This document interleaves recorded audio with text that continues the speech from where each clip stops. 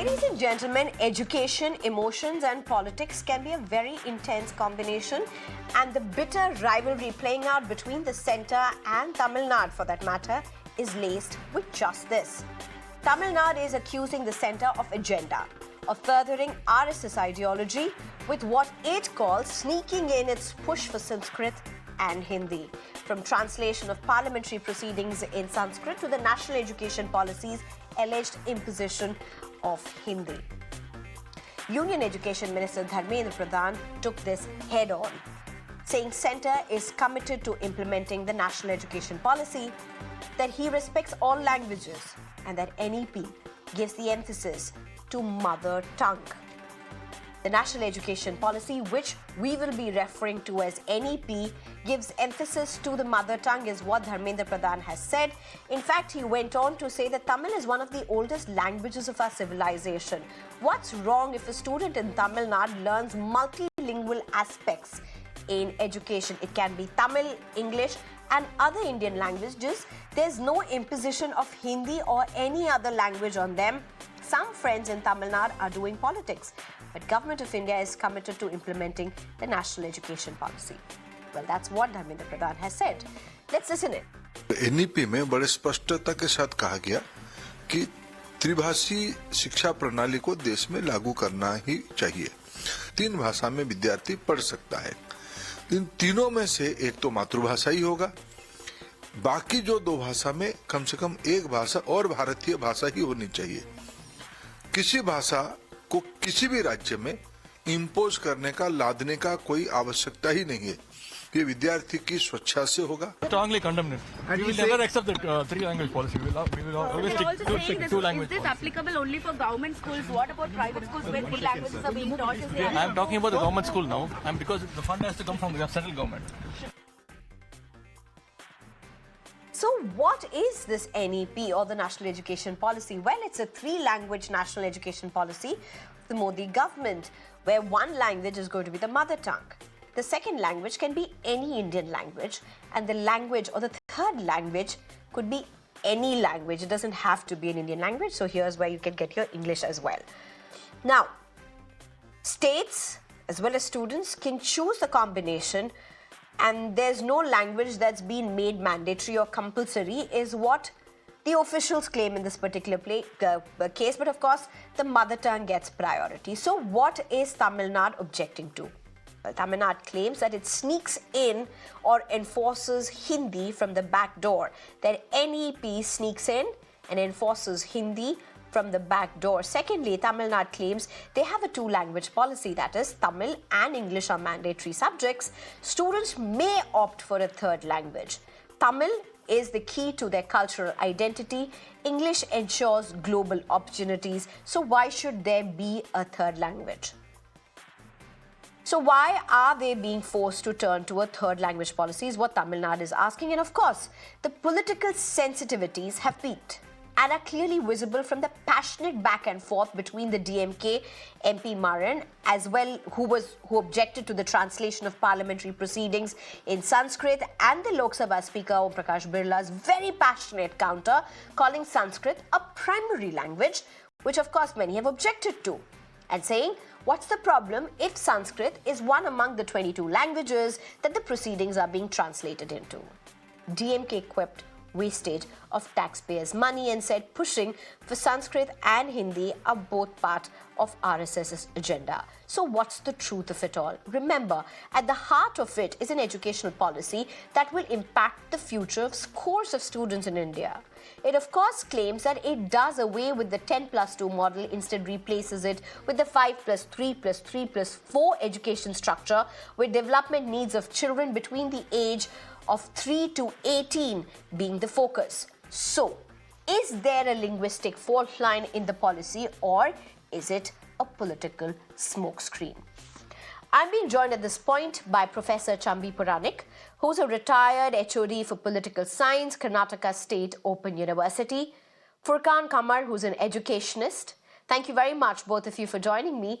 I'm also being joined by Salem Dharanidharan, who's a spokesperson for DMK, as well as Anand Gurumurthy, who's a spokesperson for BJP. Thank you very much, both of you, for joining me.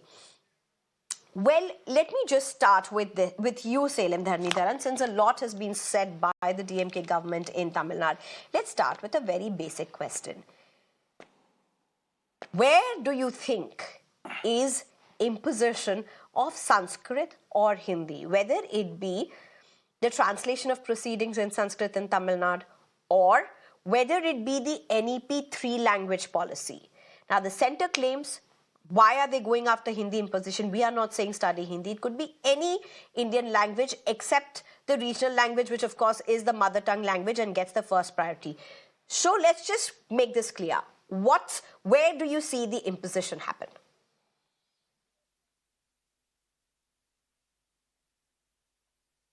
See, firstly and foremost, when you started the show, you said, is there an agenda of the union government? So agenda is that to homogenize the country and to destroy the pluralistic ethos of the land. So the problem here is what is the main problem? The problem is Tamil Nadu should have received 2,150 crores and this 2,150 crores have not been released. This fund we supposed to get through SSA, Sarva Shiksha Abhiyan.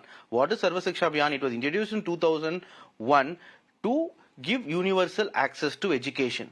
And the scheme has about 20 metrics.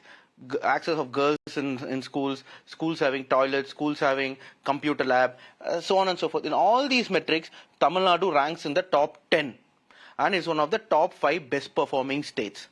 But then you have denied funding to us. Not just Tamil Nadu, you have denied funding to West Bengal, you have denied funding to Delhi until the elections, and then you have denied funding to Kerala.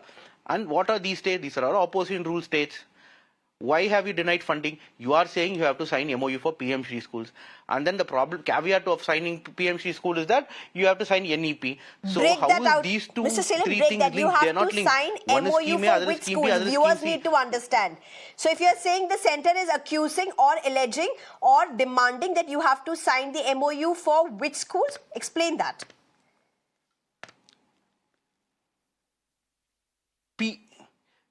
The PM Shri school, the model schools which the union government wants to set up in Tamil Nadu, but which we have no problem with that. But if you are saying if that will have to be implemented, then NEP has to be implemented. I'll ask you a question of what I have with NEP. This country is profoundly diverse. It's more diverse than the countries of the European Union in socio-economic metric. For example, Tamil Nadu, Kerala are more developed in certain parameters than even the states of United States of America, some of the subnational governments. And then some northern Indian states do only as far as sub-Saharan Africa. For example, NEP says, I want to make gross enrollment ratio across the country by 50% across the country by 2030. But Tamil Nadu achieved the same in 2011 itself. So in many metrics which NEP wants to achieve in 2030, okay, Tamil Nadu achieved in 2011, 2015. So we are 10 years or 15 years ahead of the country. So by implementing that, the state will go backward. Okay. If Tamil Nadu and Kerala and other developed states will go backward, the country itself will go backward. Only when individual states grow, the country can grow. So what we are saying, these states will need a tailor-made solution. Why bring one fit solution for the entire country and then impose it on all the states? Okay. When states have different socio-economic development is the point one. The reason why we are opposing again 3-language policies, it says that the 2 language has to be Indian language. See, DMK as such as a party has never been against any language, but we're only against imposition of any language. Now the union government has been trying to oppose Hindi and we are opposing it even earlier. I'm talking about now 40s and again 60s, right? So whenever there is imposition of Hindi, we are opposed because imposition of any language is not desirable. But what we are saying is, why can't students learn Japanese or German? These are age societies. Right, so the huge huge job opportunities available in those countries.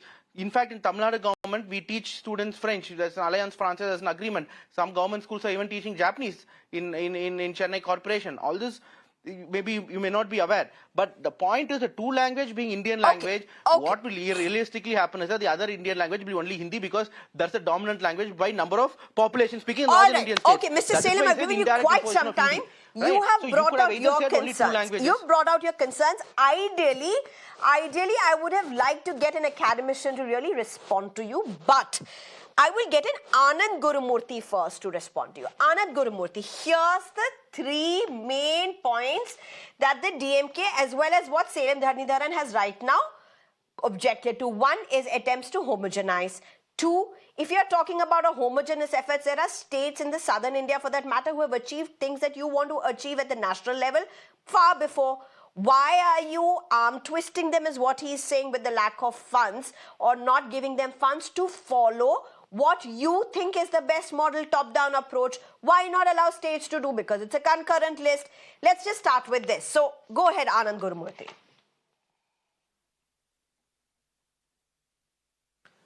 See, one thing is the politics of DMK has been to divide and rule, okay, and I think they should stop it. It's high time because now there's an influx of lot of things on the internet, and people are consuming different languages over OTT and other things.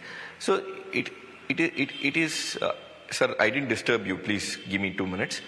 Okay, it is very important that students also must be given a chance to learn new things. And one of the things that he mentioned was we have Japanese, we have French. Nobody is stopping them to take those languages.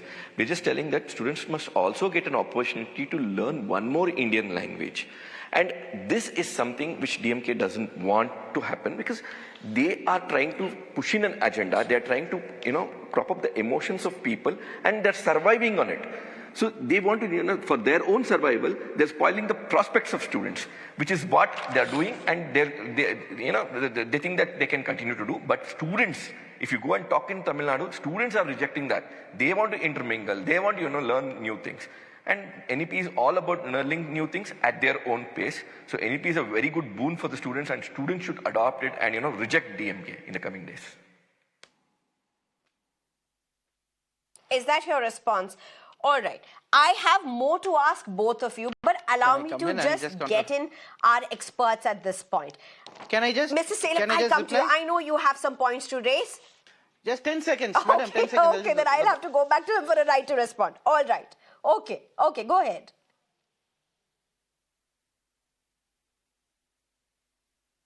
See, he said divide and rule. I'll tell you this. More uniformity, right, does not mean more unity. More uniformity only means destruction to countries. You know who said it? Not my party leader. Golwakar, Prime Minister Modi's forefather, BJP leader's forefather, he wrote in 1970s. So, more diversity does not mean less unity. It means more unity. People speaking different languages can coexist. And students should be given more options, but they will choose. Right? You don't choose for them. Right? When you say 2 Indian languages, that's a problem. We are teaching English, they can study Tamil, and then if they want third language, they can learn. Who's stopping them? In fact, Tamil Nadu has the highest number of students registered for Prathmik Hindi exam across the country, about 5 lakh people. It came in newspapers also. But no imposition from government, direct or indirect. You are making an important point, and I want to go to experts, but because you made the point, so... Why are you scared Okay, because you have made that point, let me very quickly get an Anand. Mr. Anand, go ahead, respond to this. I'll give you exactly 20 seconds. Respond to Mr. Salem, and I need to go to the other 2 panelists after this. The same point we are also telling. The same point we are also telling. Give them the option. Let them study in one more language.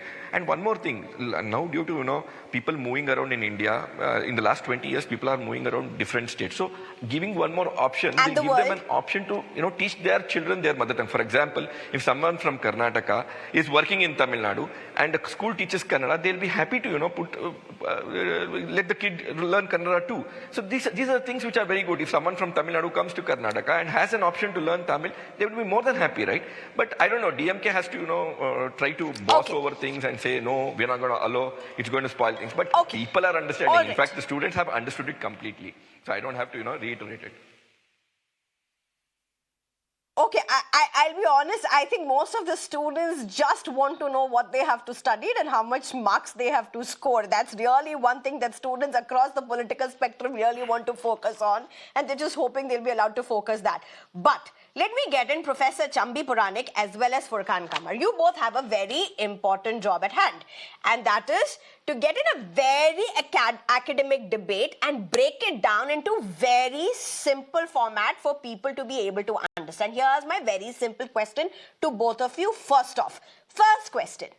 Now, what is this 3-language policy? 3-language policy essentially says you have one mother tongue, any Indian language, and any language. So, any language, mostly people will take, if you are having any Indian language and if you are having a mother tongue, any language mostly will become English, I'm assuming. Mostly will become English. Mother tongue, of course, mother tongue. and any Indian language. Now, for example, practically speaking, and let's just break this down. For example, I am a student studying in Kerala. Now, a school in Kerala which doesn't have much, they don't really, if they have to choose between say Hindi or between Malayalam, which is of course their regional language, and English, which will be the any language, then what is the any Indian language? Any Indian language most likely will have to toggle between Hindi and Sanskrit, won't it, Professor Chambi Puranik?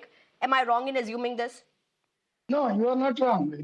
The three-language policy itself is very well thought out and also relevant to the Indian context. My friend from DMK, he took objection saying that they are trying to impose Hindi. No, see, the more languages students know, that is an advantage for them. But in this case, as you said, based on the realistic or whatever the context in which we are living in India, I think the students will or may prefer Hindi. There is nothing wrong. After all, see, India is a country with unity and diversity. And diversity doesn't mean balkanization. It's all a retrograde step to say only English and the local language. And I think that will be a very retrograde and a short-sighted or myopic kind of approach that they have. So therefore, my point is the students should be given the choice. It is not the government which says the only two languages. When you say two languages, you are restricting the scope and opportunity for the students. Nearly 40 lakhs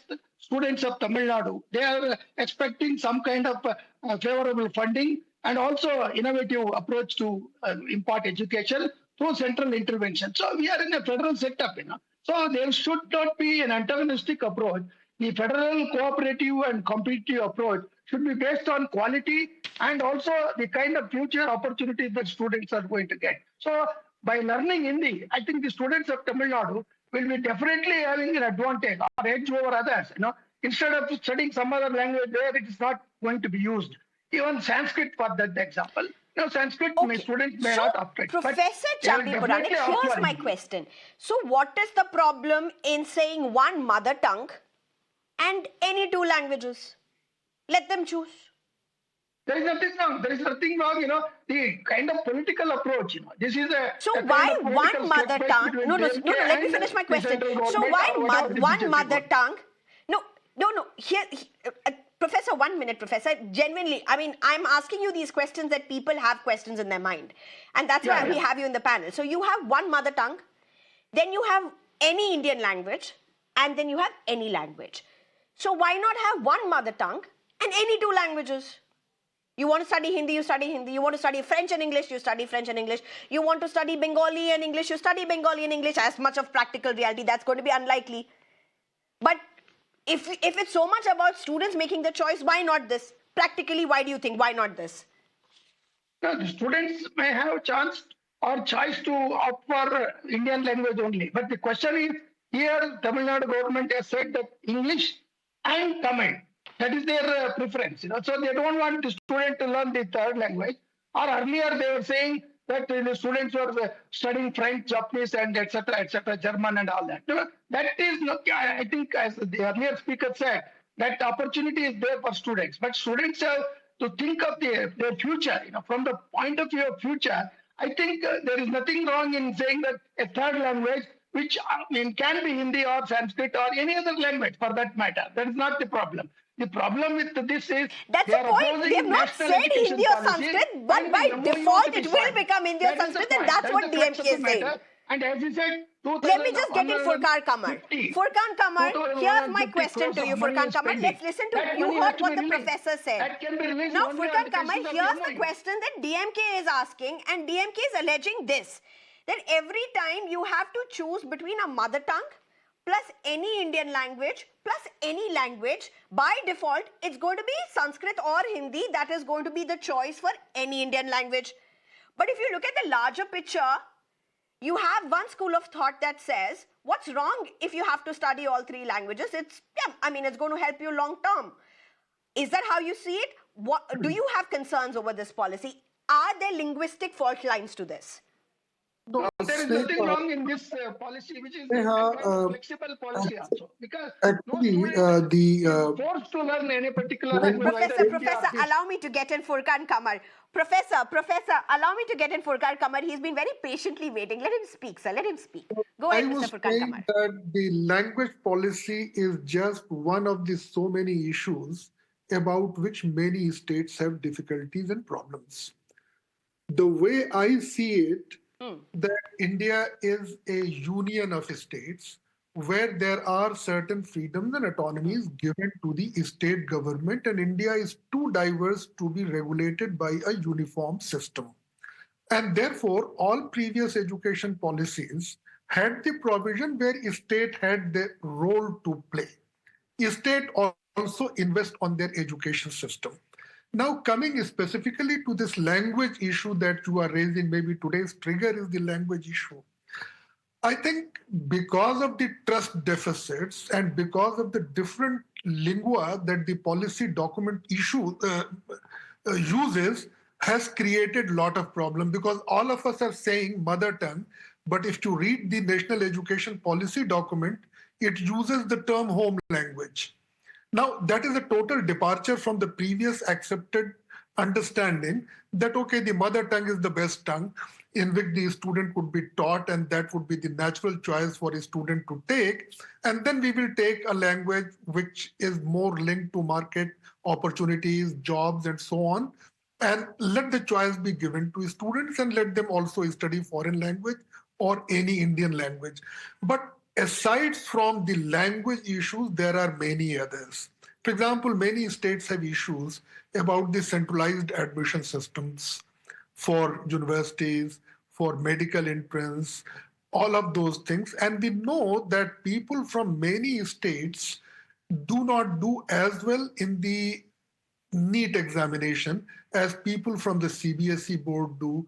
Some people take this as an argument that, okay, the Tamil Nadu board or the state boards are the weak board. They do not have that rigor in their system. But the fact is that there is a difference in the curricula, and since the papers are set on the basis of the CBSE, and therefore it works as a disadvantage to many students. I think none of these issues would have arisen had at the union level the policy been deliberated, discussed, and the efforts would have been made to win the trust of all. I mean, like state after states are saying that, okay, they are going for their own policy. I mean, it would be a disaster for the country. The nation should have one policy, but that one policy must provide a scope for the state to realize their realities and then accordingly use that framework to design their policy system. So there is a trust deficit. I think this trust deficit further gets aggravated when the problem is not as much with the content of the policy document as it is about the intent. And this challenge of the intent arises when many people use and interpret policy statements in a very wide variety of sense. And that makes people a bit confused or a bit opposed to the idea that I really do not know what shape it will take. It is still not too late. I would say that 5 years have gone into, most states are struggling, most higher education, school education are struggling about the implementation of the policy. I think the best thing that the union government should do is that we have a mechanism in place, Central Advisory Board of Education, which is represented by the state ministers of education, have a very fair and frank dialogue. If there are no agenda behind it and we are all thinking in the larger national interest situated in a global context, I think the solution would arrive and many of these problems would be sorted out. So problem is that of deficit, not of the language, not of the centralization. I think that need to be done. Okay, before I go to Anand as well as Salem, very quickly, Professor Chambi Puranik, very quickly, 30 seconds. Do you agree with what Mr. Anand Gurumurthy has said? Well, I have no problem with what Mr. Anand Gurmurthy has said. He's only trying to say that No, first sorry, not visit Anand should be Gurumurthy, overcome. Furkan Kamar, sorry. So there is a need for a further kind of a dialogue with the ministers concerned and convince them that there is no hidden agenda. It's all open. It's a very well thought of plan. And also, signing of NEP is mandatory because the center has to deliver 2,150 crores. It's a huge amount. So that money cannot be used against NEP. It has to be in tune with NEP. Otherwise, the very budgetary approval of that will be violation of the constitutional provisions. So therefore, in a federal system, cooperative approach is best. Dialogue is the only way that it can be sorted out. But there are misconceptions. As the earlier speaker said, right. these things have to be All sorted. right, Anand That's my Gurumurthy, opinion. come in. Anand Gurumurthy, here's the point. What the two professors have agreed to. 1, trust deficit. 2, intent. Go ahead, Mr. Anand Gurumurthy. See, first of all, NEP has been in discussion for a very long time. I'm sure the professors have also contributed in it. And a lot of people have been heard. And whatever has been formed has been, after taking people into people's views into consideration. Then the second thing is about 2 languages. One, a foreign language, and one, an Indian language other than the mother tongue. See, this is very important, okay? Our children are learning different languages and are proving to be great, citizens and great employees in other countries. Why not they do it in other states so that our economy will improve? Why are they not thinking in this aspect? Because you know that Tamil Nadu has some of the brightest kids. Why not, they go around India, migrate and, develop this country. So DMK should have a bigger heart and, start pushing this in the positive way. Instead of that, they try to create divide and rule. That's what they are doing, which Tamil Nadu should reject. Sneha. Okay. I'll go to Salem, but I have a point. Madam, Salem, can I come in? Dharanidharan, go ahead, please. Madam, can I come in quickly? See, madam, firstly and foremost, for anything in this country, the best approach is decentralized. Country as big as India, that's why it's called the Indian subcontinent. So it's the grandest experiment on pluralism in the world, right? In the world history. So the only approach that will work is decentralization. But we approach NEP for 3 important things, let me say. The first is that apart from the language, there's one more aspect of NEP which says that there will be public exam after class 5 and another public exam after class 8 and then 10th and 12th exam. But I'll tell you what is the problem with this approach. Even World Bank says that the dropout, right, what sole reason for dropout is failure in public exam. So that is why in Tamil Nadu we say the first exam will be after class 10th, which is why we have the highest number of girls participation in high school, higher secondary school. Gross enrollment ratio in higher secondary school for girls in Tamil Nadu is 95%, second highest in India after Kerala.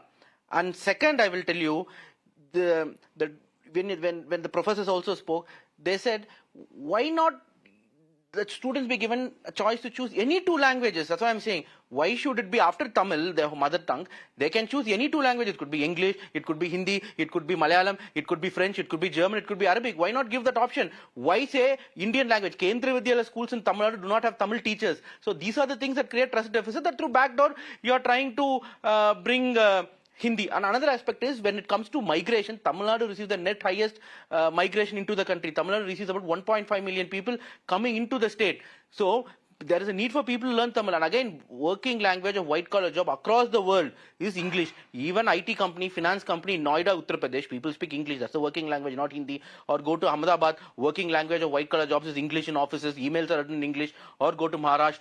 So, and even the free trade agreement which the Modi government is trying to sign with other countries, they say, even Germany or Japan, that labor force market should be made easily accessible to Indians. So what will give you additional advantage when our citizens or youth will learn language like German or Japanese? Because of age population, they can get more jobs, which is desirable. See, for example, I'll tell you this. When I didn't study Hindi from my class 12th, I had to go and study my undergrad in Bhopal. In a few months, I picked it up. So if people are going and living elsewhere, they will learn. But here, they let them learn their mother tongue and learn English, the language of the world. And then whichever language they want to choose, they will choose. Why are you imposing is a problem. This country, if it has to work, this is the only approach that it will work. Right?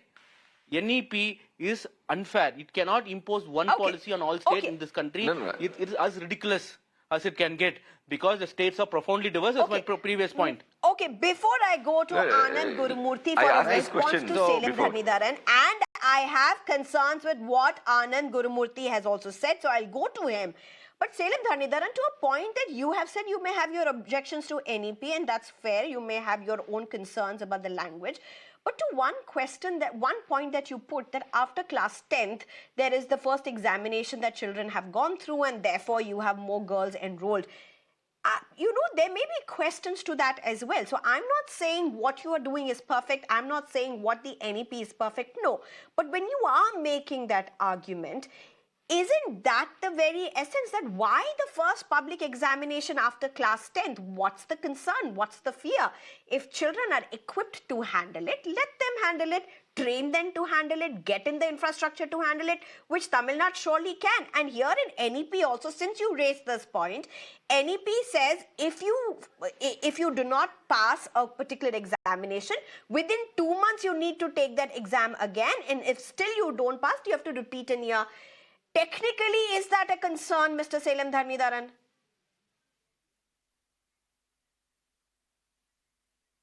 Madam, you're taking a very elitist approach, saying why can't students face pressure after class 5? For you and me from upper middle class, rich background is not a problem. But as a social justice movement, we are concerned about first generation school goers.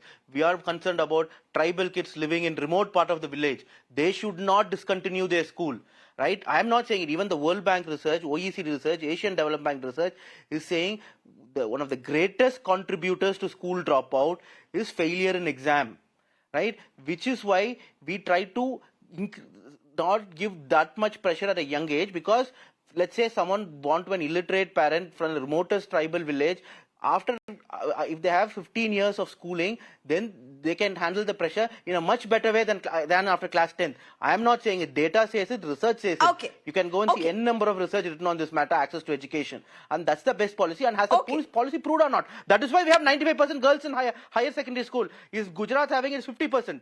Right? So when you have the best policy, why do you want to change and bring something else? And do you want to take the gross enrollment ratio of girls in higher secondary to 50%? What Salem Dharanidharan is saying is also important. The data has shown. I mean, look at it. If we have not done something right, then you can come and tell me. The elite schools that we are really talking about in India today, elite schools, I'm talking about elite schools, okay? What are they going for? Elite schools are saying, don't give examinations. Let children learn through play.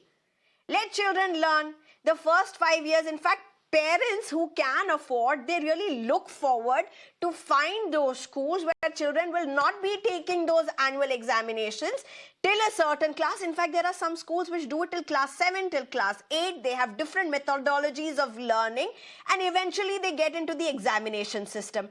So at a time when there are some parents in India who have the money, the resources and the bandwidth to be able to choose those elite schools, why create this artificial barrier between different schools? The haves and the have-not is one point that Salem Dharanidharan is saying, apart from the larger question of what is this homogenization attempt?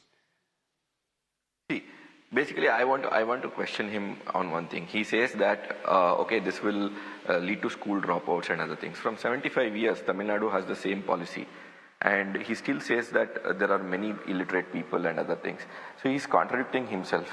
See, India has changed a lot. Maybe DMK has to go back and see what has happened in their own state. People are quite, coming up, and this opportunity of learning one. Sir, please let me speak. Did I ever disturb you? Okay, please. Okay, please let me speak. Okay. Okay, so what I'm trying to tell you is giving an opportunity in one more Indian language is very good. This is what the research also says, because most of the Indian languages are intermingled, interlinked, and have many words which they share. Okay, so learning in one language, one foreign language like Japanese or German is more tougher for a student than, one more Indian language. For a Tamilian, learning in Malayalam, learning in Telugu, or learning in Kannada is more easier. Similarly, for a Kannadiga, learning in Tamil and other things are more. Let the children choose that. Why can't the center allow the children to choose that? That's what I'm trying to tell. Anand Gurumurthy, one question. I've been urged. The problem here is I've been wanting to ask you this question, Anand Gurumurthy. I'm coming to you only. You will only get to respond. Don't worry, Anand Gurumurthy. Here's my question.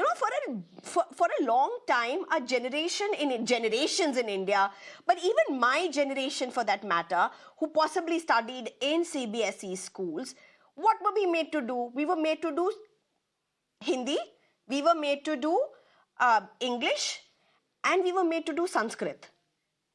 How much of a use has Sanskrit been to us, sir? No. See, you might have studied in the CBSE Go ahead, schools, Mr. Anand. and maybe your school didn't have a teacher, local language teacher. But madam, I have studied Kannada, English, and Hindi. Okay, Kannada was my first language, English was my second language, and third language was Hindi. Okay, in Karnataka, and it helps me converse with North Indians. It helps me, Kannada itself, and since I'm in Bengaluru, I can talk to in so many other languages also. So these are the things which help students to go up. Like for example, if I go out of the country, I don't have any problem because I know English. And many of my friends who graduated with me are in Japan, Germany, and other places. They are having a good life. They're all over India. So the main thing which I told you, I think all of you missed, or maybe I should reiterate it. That is, when parents migrate from a certain state, like for example, I told you a Tamil person comes to Karnataka, he should have an option of, okay, the local language is Kannada, his kid will be studying Kannada.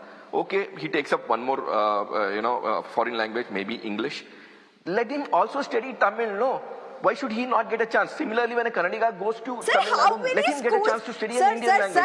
Many of the Indian parents complain about this. We cannot let our children study. Professor Chambi Puranik, please come in at this very important point. So, very passionate argument from Anand Gurumurthy. He is saying a Tamil student goes to Karnataka. He has to study Kannada. And he may pick up English. Let him speak Tamil. Let him choose Tamil. Now, practically speaking, in a country like India, where students are traversing across states and studying for X number of reasons, how practical is it that every third or fourth student in any school will be able to pick up the choice of the local language that they want to? The problem lies with the choice, not only choice of the student, but the kind of good quality teaching that is more important. So, if there is a good Tamil teacher in Karnataka, definitely the Tamil language can be preferred. Because there are very good teachers in other languages like Hindi, students will prefer that. That's also for practical reasons. See, knowing Hindi is an asset in India than knowing Japanese or Chinese or French or German language. So, let us be realistic. I am not saying that DMK person is totally against Hindi. Actually, many of us, some 40-50 years ago, we used to learn Hindi through privately. That is Pratham, Madhyam, and higher exams also. So that is a value addition. It's like a different kind of opportunity. So opportunity should not be shed for young minds. That is the main point that is there. So political slugfest, you keep a it very aside. important question, Mr. Ma'am, I have a pertinent there is question. nothing wrong in student learning third I have a language. very pertinent question. Okay, Mr. Salem, I'll just come to you. Furkan Kamar, one very important question to you as an academician. I'm asking you this question. Just a minute, Mr. Salem. Mr. Furkan Kamar, to you are we thrusting language on students? Are students becoming victims of language barriers created by politics, which is becoming an unfortunate reality? We are in the pretext of allowing children to choose. Where are the children getting an option to choose? Actually, you are very right. Actually, it is easier to say that a mother tongue or home language,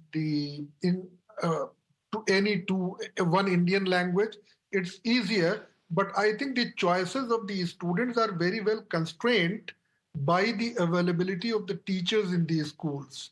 I mean, I see a situation where all the languages out of which a student could choose may not be available. So in the school, a school would be offering only limited number of languages. That is where the fear of the parties like DMK... I totally doubt whether limited number of languages will be allowed. According to me, the mother tongue will be allowed. English may be there.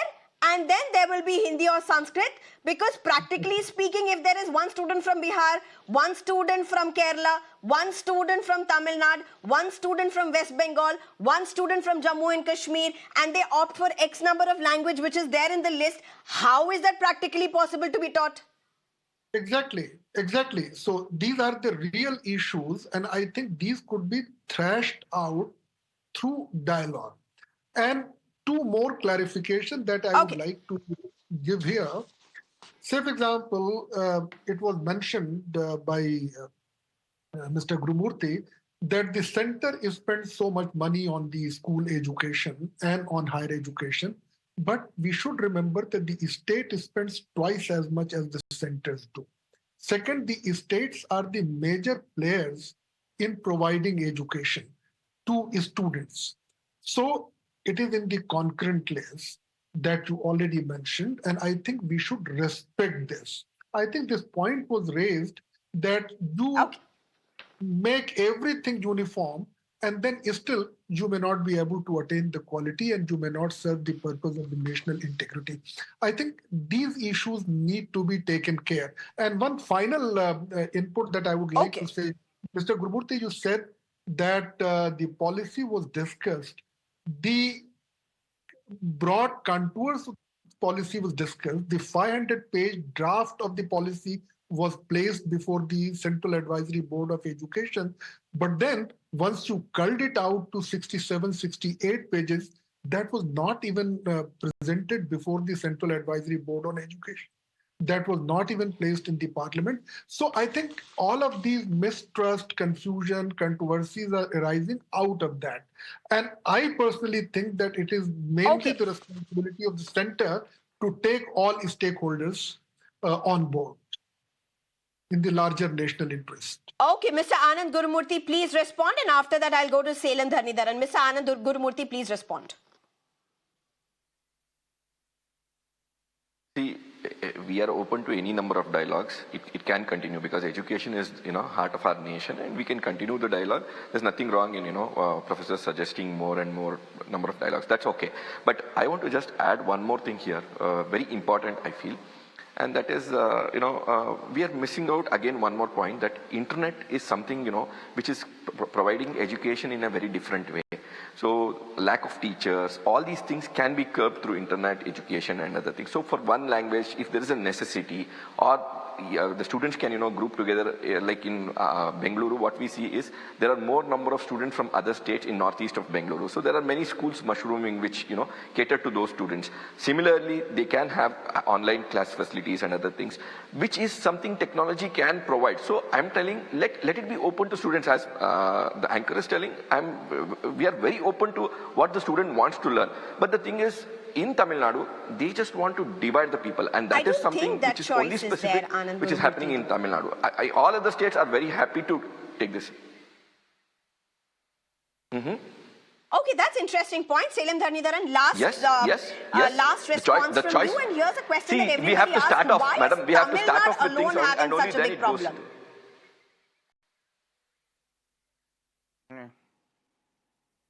problem? Pardon? Madam, it's not just Tamil Nadu, the other states are also been opposing it. That is why 4 opposition rule states have not been received funds through Sarva Shiksha Abhiyan. Right? In fact, Kerala has not agreed. But I'll tell you, I'll come back to a very important point I have to make. 10,000, an average sized state has about 10,000 to 15,000 schools. Do you think it's practically possible for 10,000, 15,000 schools to at least, let's say, they'll have to have 3 languages, they need to have a school in UP, let's say, has 15,000 schools approximately, right? They need to have at least 3 Tamil teachers, which means that per school, which means they need 45,000 Tamil teachers across UP, 45,000 Kannadiga teachers, 45,000 Bengali teachers, 45,000 Oriya teachers. Do you think it's practically possible for each state to have it and multiply it into 20, which means about 9 lakh teachers, which is not possible. Even in Kendra Vidyalaya schools in Tamil Nadu, you don't have Tamil teachers.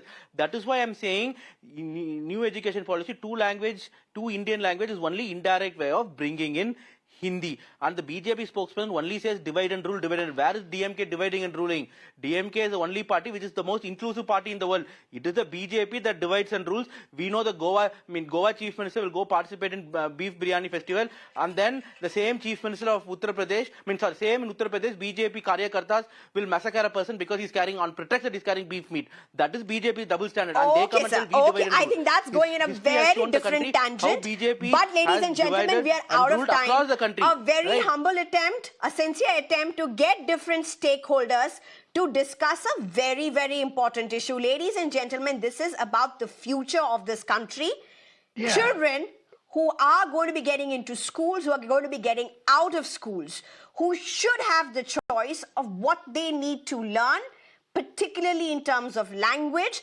I think today's world is not just about geographical boundaries. It crisscrosses all across, and it is for children possibly to decide what works for them best, and nothing should be able to stop center to take along states and get them into confidence, at least have open dialogues. Professor Chambi Puranik, Furkan Kamar, thank you very much, both of you, for joining me. Salem Dharanidharan, as well as Anand Gurumurthy, thank you for your time and your perspectives.